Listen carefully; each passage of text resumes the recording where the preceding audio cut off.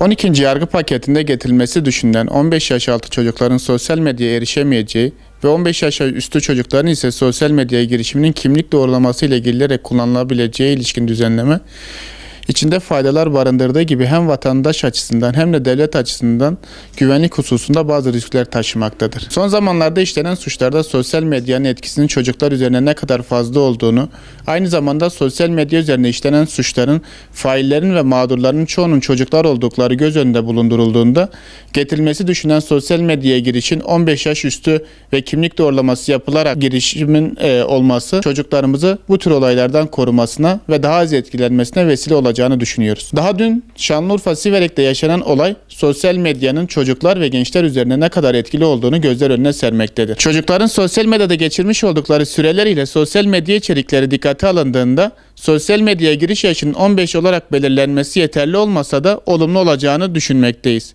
Bu hususa ilişkin Avrupa ülkelerinden Fransa, Danimarka, İtalya, Yunanistan gibi ülkeler zaten bu tür uygulamaları yasalaştırarak uygulamaya başlamıştır. 12. yargı paketinde getirilmesi düşünülen bir diğer husus ise sosyal medya üzerinden sosyal medyaya girişin kimlik doğrulaması yapılarak olması.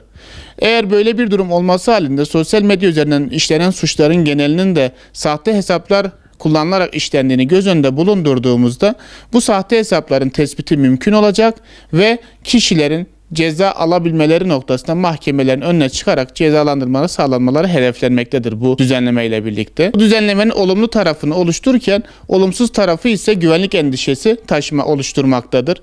Sosyal medyaya kimlik doğrulaması yapılarak giriş yapılması halinde bu kişisel verilerin nasıl korunacağı ve kötü niyetli kişilerin eline geçmesi halinde hem vatandaşların hem de devletin ciddi güvenlik riski oluşturacağını düşünüyoruz.